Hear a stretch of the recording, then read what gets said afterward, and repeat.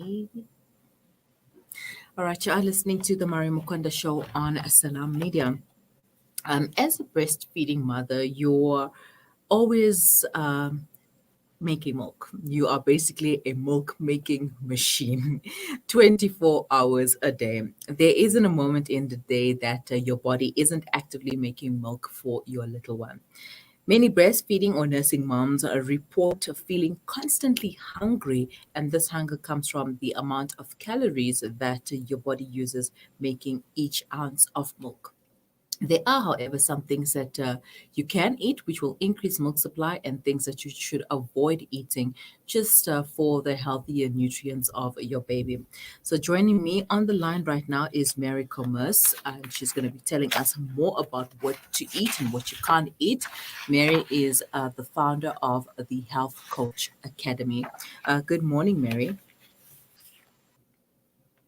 Thank you for having me on the show. Morning, Mary. Good morning, Miriam. Thank you for having me on the show. How are you today? I'm very well, thanks. And yourself? I'm well, thank you. All right, Mary. So, are there any specific foods that breastfeeding or nursing moms should eat and avoid while breastfeeding? As at any period of the time, any period in your life, the best foods to eat are non-processed foods, whole foods.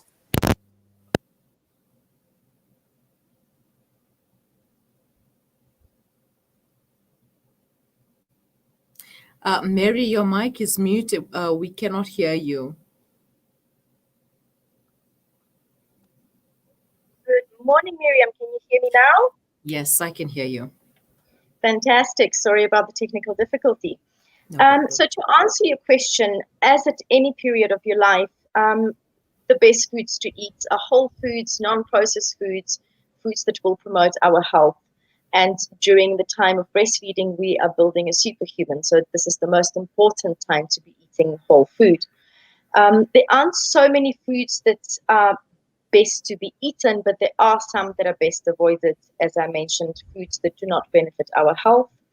What we need to remember is that nutrients in breast milk are derived from the nutrients that are being stored in our body and not directly day to day from the nutrients that come from the last consumption of food.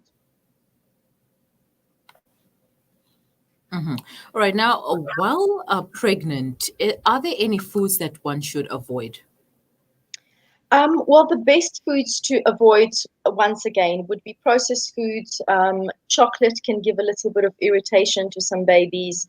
Any food that could produce gastric wind within the mum and within the baby. So all your cruciferous vegetables might make some people sensitive. Some sensitivity has been shown with foods such as onion and garlic. Spicy food, especially if it's not in the regular regimen of the mum. So those are the foods that are best avoided. Also, another misconception is that we should drink a lot of milk, a lot of cow's milk. That is just not necessary while lactating. Yeah, I mean, like, why would you drink milk? Because a cow doesn't drink milk but produces milk, right? So, Exactly. So milk, what we need to know about cow's milk and goat's milk to a certain extent, or any animal milk, is that it does give many people, most people, sensitivity. And so therefore what we need to remember is that the mum might not even realize that she has sensitivity to the milk because she has been consuming it throughout the duration of her life. But we may notice some discomforts, especially gastric discomforts in the baby. In certain cases, we may notice some rashes or some unevenness on the skin tone of the baby. So milk is something that is best avoided during lactation. mhm. All right. So, for situations like that where the baby is experiencing a reaction to whatever the mother is eating, how will she know what is causing that reaction? Is it necessary to keep a food diary? So this is a tricky question because during lactation, during that period when the baby is still breastfeeding, babies tend to generally be fussy at that age. The best way is, as you mentioned, to keep a food diary. Um, One other option would also be to test the mother what she's intolerant to. That can trigger. So it's always observing the baby, connecting with the baby, seeing when the baby is sleeping less, being more uneasy, and any reaction. In very severe cases, when it's an allergy, you might also observe blood in the stool, or any other variation in the stool can be an indication that the baby is having a reaction. Also, the baby being nervous and uneasy. Mm-hmm. Right. Now, there's this misconception that you need to eat for two, or, when you are producing milk, then you need to eat a lot more than usual. Is there any truth to that? How much should you eat? Is it necessary to eat more to have a sufficient supply of milk?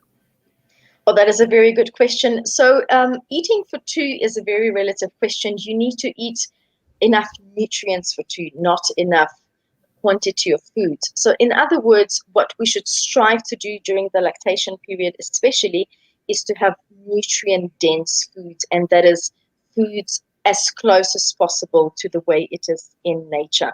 So, there's research done into metabolism of nursing mums, and because the metabolism may increase during that period, you will need extra nutrients. Calorie intake should be to hunger. Mm-hmm. All right, Mary, do stay with us. So we're going to take a quick break, but we will be right back. You are Thank you. listening to the Mari Mukwanda Show, and I'm chatting to Mary Comerce. Do stay with us. We'll be right back.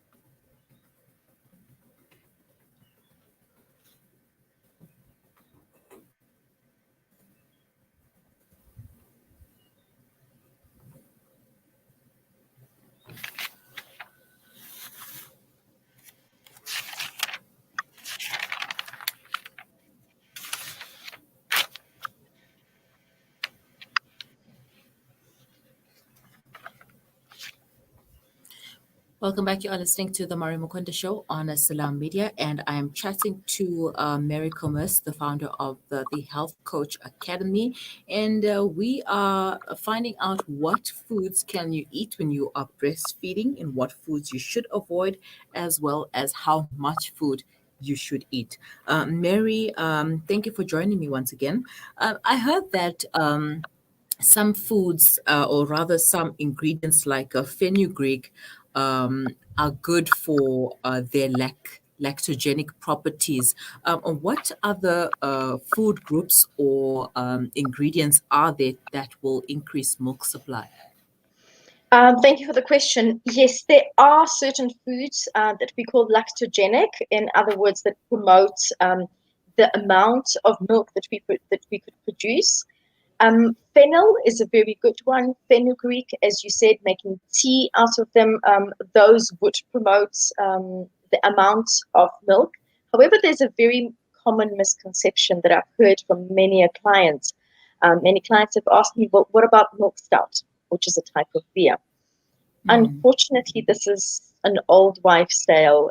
Drinking beer during lactation is not a good idea and will definitely not increase your milk supply. And what about coffee? Because we are discouraged to drink coffee during pregnancy, but can you still drink a cup or two while nursing? We need to remember that caffeine is a stimulant, and it's a stimulant of a central nervous system. If possible, it is best to avoid caffeine, but 1 or 2 cups a day, especially if it's before 2 o'clock in the afternoon, won't really hurt the baby. And dieting while breastfeeding, is that healthy? Right. Well, we have a lot of mothers that come to us with that question. And that is a tricky question to answer because dieting can mean different things to different people. Dieting can be keeping a good diet, but if you mean dieting for weight loss, that should be done best under the supervision of a health professional. You can go and see a dietitian or a nutritionist or a health coach just to get some guidance on how to increase the nutrient intake while decreasing the calories or changing the calorie sources. I'm sure you understand that 2,000 calories of broccoli and 2,000 calories of pasta are completely different, although there's still 2,000 calories. All right. So quickly tell us a little bit about the Health Coach Academy. So the Health Coach Academy is a company that does various things. One of them is private consultations with mums that are planning to have a baby, that are currently pregnant, mums that have already given birth or that have young children. We also do family consultations for family meal planning. We provide testing, diagnostic testing, which tests clients for food intolerances, food additive intolerances, environmental intolerances, nutrient deficiencies, metal toxicity, and various metabolic and gastric factors.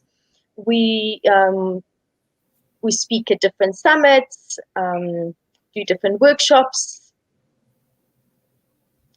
So this is about it.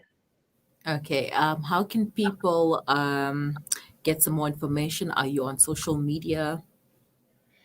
Yes, we are, although I must guiltily admit that our social media is not kept up to scratch at the moment. However, you can find us on our website, which is www.thehealthcoach.academy, or phone directly on 072 072 again 3708, and you will reach me and have a private consult on the phone. All right. Thank you so much for your time, Mary. It was a pleasure chatting to you, and have a wonderful day. Thank you, Miriam, and wonderful day to you too. All right. That was Mary Comerce, the founder of the Health Coach Academy. If you'd like to know more, you can go to their website, www.healthcoach.academy.co.za. You can also call Mary on 072 072 3708. That's 072 072 3708. So, yeah, guys, you are listening to the Mari Mukonda Show. If you have any comments, questions, queries, or suggestions, please send them to us on our WhatsApp line. The number is 0617660355. And you can also leave your comments in the comment section. We are live on Facebook right now. Do stay with us. We will be right back.